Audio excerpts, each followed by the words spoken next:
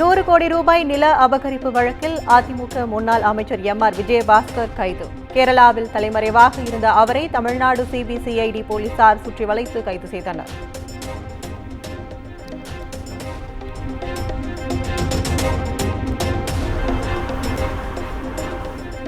நில மோசடி வழக்கில் 40 நாட்களுக்கு மேலாக தலைமறைவாக இருந்த எம்.ஆர். விஜயபாஸ்கர் திருச்சூரில் கைது செய்யப்பட்டவரை தமிழ்நாடு அழைத்து வந்து விசாரணை நடத்த சிபிசிஐடி போலீசார் திட்டம்.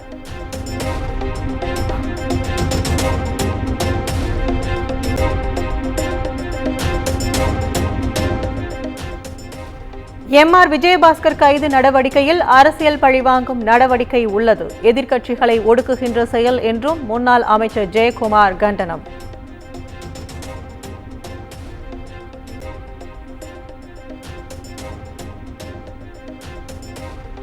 டெல்லியில் பிரதமர் மோடியுடன் தமிழ்நாடு ஆளுநர் ஆர்.என். ரவி சந்திப்பு. தமிழ்நாட்டின் தற்போதைய சூழல், சட்டம் ஒழுங்கு குறித்து ஆலோசனை நடத்தியதாக தகவல்.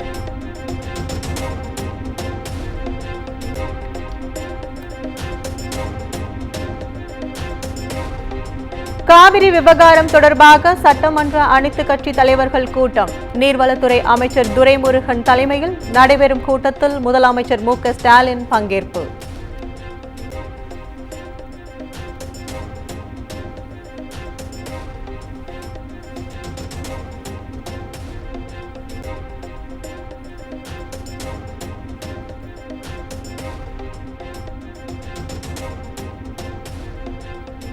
அனைத்து கட்சி சட்டமன்ற தலைவர்கள் கூட்டத்தில் அதிமுக சார்பில் எஸ்.பி. வேலுமணி பங்கேற்பு. செல்வ பெருந்தகை, கருநாகராஜன், ஜி.கே. மணி உள்ளிட்டோரும் பங்கேற்றனர்.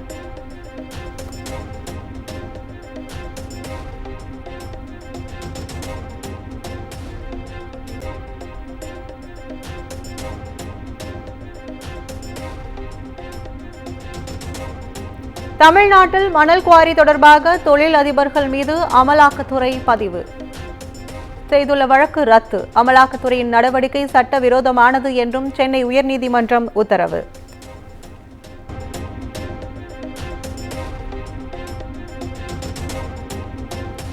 பள்ளி கல்வித்துறை இயக்குநர்கள் 3 பேர் பணியிட மாற்றம். தொடக்க கல்வித்துறை இயக்குநர் சேதுராம வர்மா ஆசிரியர் தேர்வு வாரிய உறுப்பினராக நியமனம்.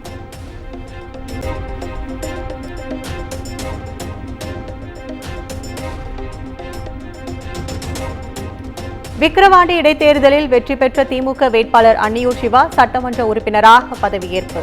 சபாநாயகர் அலுவலகத்தில் முதலமைச்சர் மு.க. ஸ்டாலின் முன்னிலையில் பதவியேற்றுக் கொண்டார்.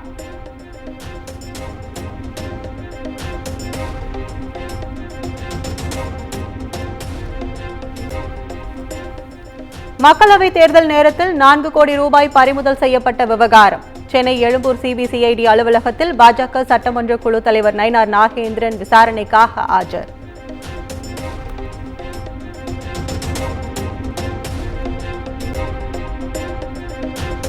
போதைப் பொருள் கடத்தல் வழக்கில் ஜாபர் சாதிக்குடன் தொடர்பில் இருந்த ஜோசப் என்பவரின் வீட்டில் அமலாக்கத்துறை சோதனை. ஜாபர் சாதிக் வங்கி கணக்கில் இருந்து பல கோடி ரூபாய் ஜோசப்பிற்கு பரிவர்த்தனை செய்யப்பட்டுள்ளதாக குற்றச்சாட்டு.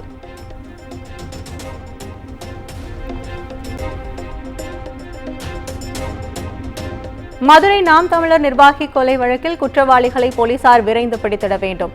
நடவடிக்கை எடுக்கவில்லை என்றால் தமிழ்நாடு முழுவதும் போராட்டம் வெடிக்கும். கட்சியின் ஒருங்கிணைப்பாளர் சீமான் எச்சரிக்கை.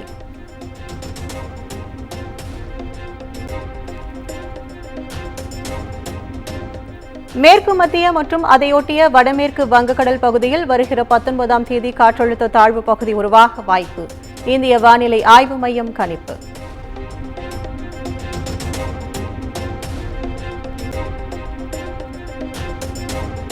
தமிழ்நாட்டில் இன்று கனமழைக்கு வாய்ப்பு என வானிலை ஆய்வு மையம் தகவல். கோவை, நீலகிரியில் அதிகபட்ச கனமழை பெய்யும் எனவும் எச்சரிக்கை.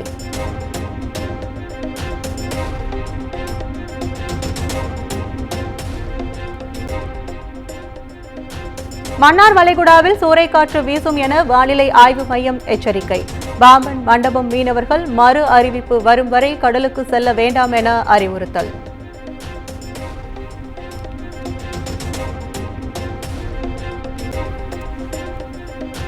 காவிரி ஆற்றில் இருந்து தமிழ்நாட்டிற்கு நீர் திறப்பு குறைப்பு. கிருஷ்ணராஜசாகர் மற்றும் கபினி அணைகளில் இருந்து 23,912 கன அடி நீர் வெளியேற்றம்.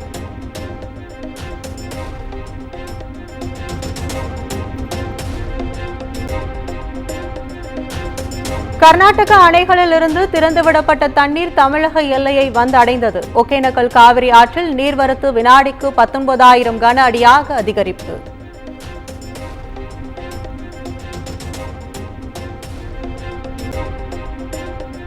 பில்லூர் அணை முழு கொள்ளளவை எட்டியதால் நீர் திறப்பு. 14,000 கன அடி நீர் பவானி ஆற்றில் வெளியேற்றப்படுவதால் வெள்ள அபாய எச்சரிக்கை.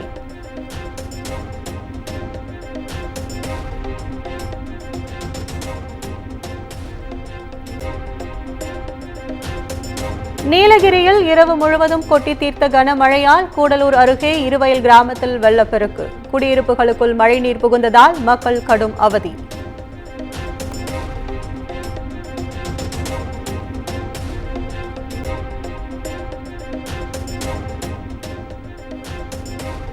நீலகிரி மாவட்டம் அவலாஞ்சியில் அதிகபட்ச மழை பதிவு. சுற்றுலா பயணிகளின் பாதுகாப்பு கருதி சூழல் சுற்றுலா மையத்திற்கு செல்ல தடை.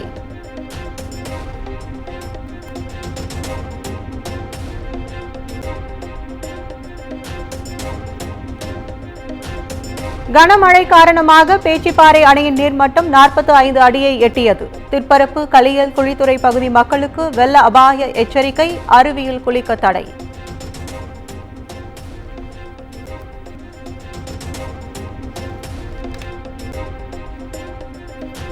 கர்நாடக மாநிலம் கபினி அணையில் இருந்து திறக்கப்பட்ட உபரி நீர் மேட்டூர் அணைக்கு வரத் தொடங்கியது. அணைக்கு வரும் நீரின் அளவு 5,054 கன அடியாக அதிகரிப்பு.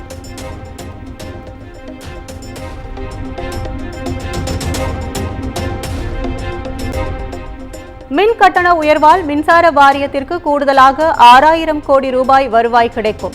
தமிழக மக்களின் முதுகில் திமுக அரசு குத்தி இருப்பதாக அன்புமணி ராமதாஸ் குற்றச்சாட்டு.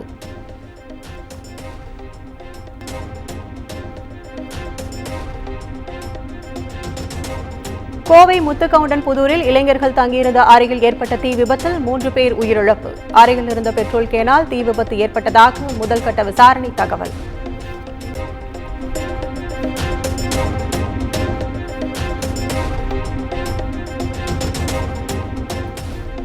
கடலூர் அருகே ஒரே குடும்பத்தைச் சேர்ந்த 3 பேர் கொலை செய்யப்பட்டு எரிக்கப்பட்ட சம்பவம். தனிப்படை போலீசார் ஐதராபாத்திற்கு விரைந்திருப்பதாக தகவல்.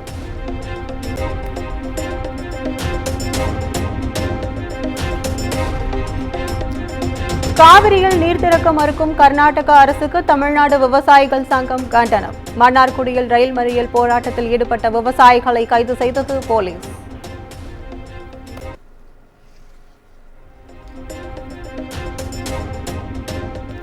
நீலகிரி, கூடலூர் பகுதிகளில் தொடர்ந்து மழை பெய்து வரும் நிலையில் காட்டு விலங்குகள் ஊருக்குள் வருவது அதிகரிப்பு. சேமுண்டி பகுதியில் சிறுத்தை புலி குடியிருப்பு பகுதிக்குள் வந்த சிசிடிவி காட்சி வெளியீடு.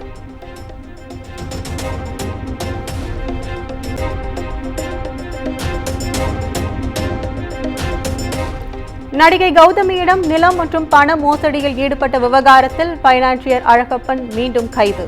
காஞ்சிபுரத்தில் கொடுத்த புகாரின் அடிப்படையில் போலீசார் வழக்கு பதிவு செய்து கைது நடவடிக்கை.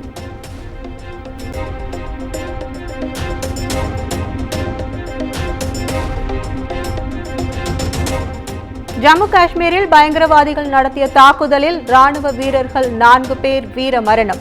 ராணுவத்தினர் 5 பேர் படுகாயங்களுடன் மருத்துவமனையில் அனுமதிக்கப்பட்ட நிலையில் சோதனை தீவிரம்.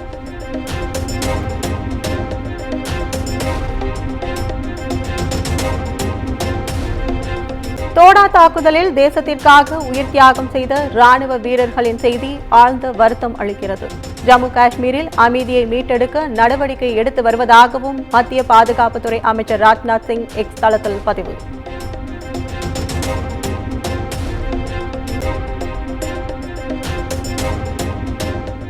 பீகாரில் விஐபி கட்சித் தலைவர் முகேஷின் தந்தை ஜிதன் சஹானி கொலை செய்யப்பட்ட விவகாரம். சிறப்பு புலனாய்வு குழு அமைத்து விசாரணையை தொடங்கியுள்ளதாக பீகார் காவல்துறை அறிவிப்பு.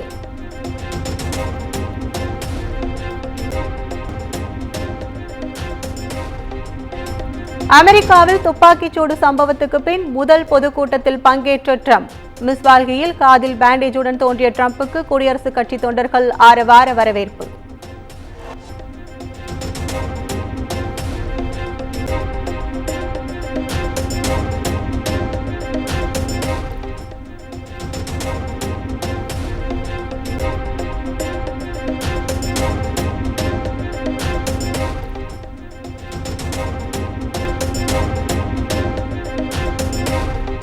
இலங்கை அணிக்கு எதிரான ஒருநாள் தொடரில் ஹர்திக் பாண்டியா பங்கேற்பது சந்தேகம். தனிப்பட்ட காரணங்களுக்காக பங்கேற்க மாட்டார் என தகவல்.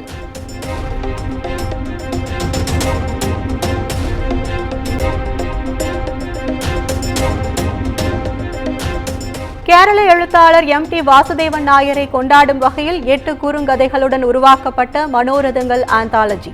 மம்முட்டி, மோகன்லால் என மொத்த மலையாள திரை உலகமும் இணைந்துள்ள இத்தொடரை கமல் தொகுத்து வழங்குகிறார்.